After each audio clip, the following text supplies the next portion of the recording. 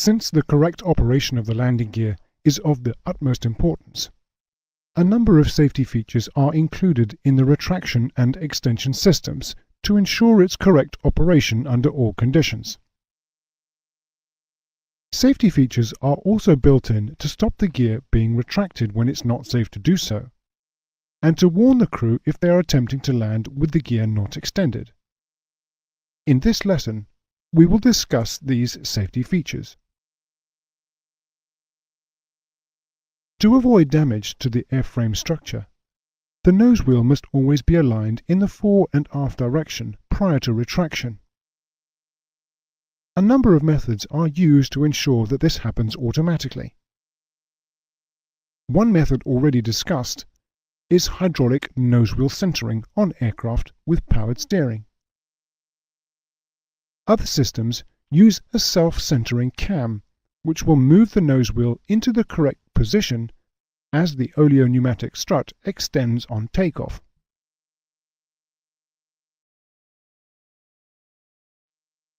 To prevent inadvertent retraction of the landing gear when it's not safe to do so, a safety device is incorporated which prevents the landing gear selector lever being selected up.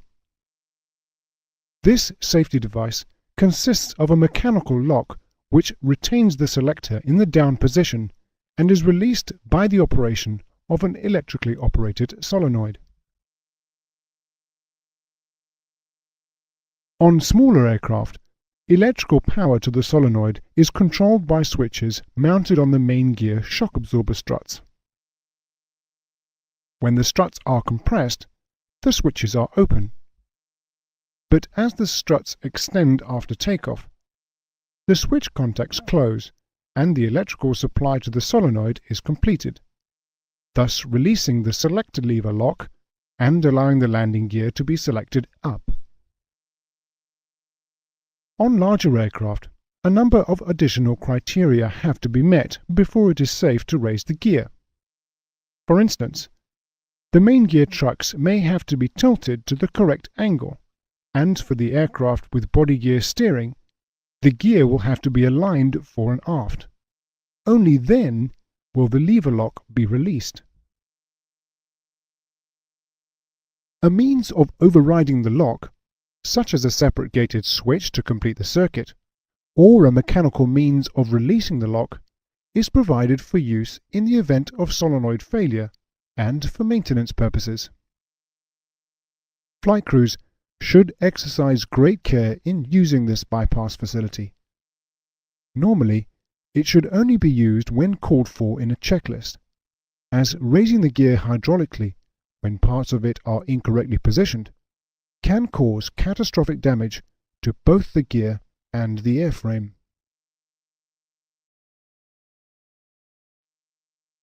Landing gear ground locks, or locking pins, are further safety features which are intended to prevent inadvertent retraction of the gear when the aircraft is on the ground. They will usually consist of pins or metal sleeves which interfere with the operation of the gear in such a way that it is impossible for the gear to move when they are in position. They are fitted with warning flags which help prevent the crew from inadvertently getting airborne with them still in position on the gear. If they are still fitted when the crew do their external inspection, a further external check should be carried out after they've been removed, as getting airborne with them fitted will often require the dumping of fuel before landing again to have them removed. On some aircraft, after removal, they are stowed on board in a position visible to the crew. To guard against landing with the landing gear not locked down, an oral warning is incorporated in the system. An oral warning isolation switch is often provided to allow certain flight exercises to be carried out without unnecessary warnings. Different aircraft types use different criteria for the operation of the oral warning and isolation switch. These normally involve a combination of flap and throttle positions.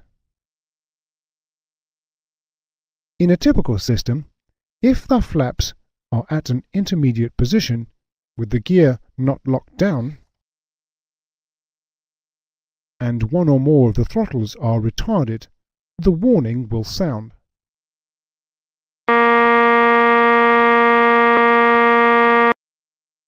The isolation switch can be used to silence the warning.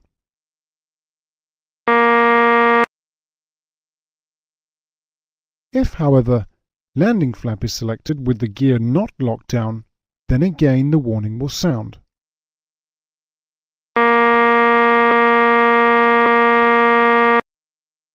But operation of the isolation switch will not silence it.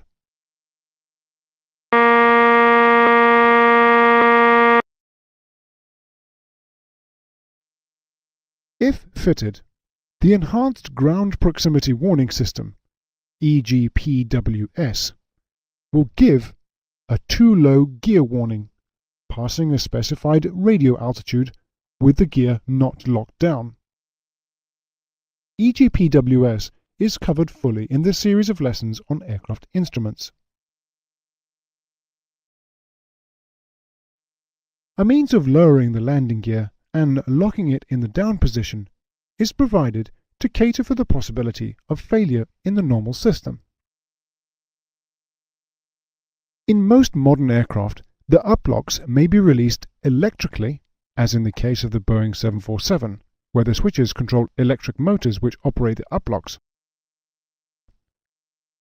or mechanically, as in the case of the Boeing 737, where the handles in the cockpit are connected by cables to the uplock release mechanisms.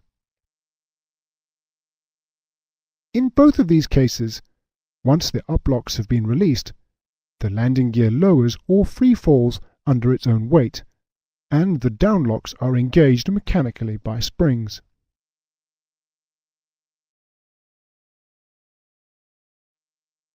In the typical system depicted here, pulling the handle to the first detent releases the door uplock, allowing the door to fall open.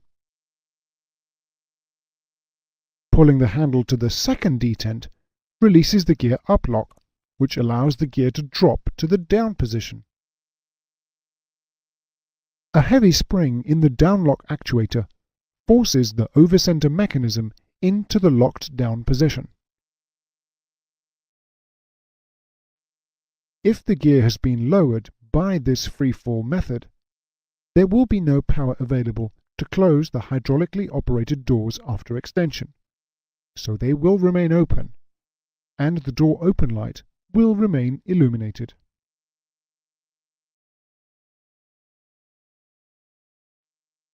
On some aircraft, the landing gear can be extended by an emergency pressure system, which may use alternative pipelines to the jacks. Pressure for the emergency system may be supplied by a hydraulic accumulator, a hand pump, an electrically powered pump, or even a pneumatic storage cylinder.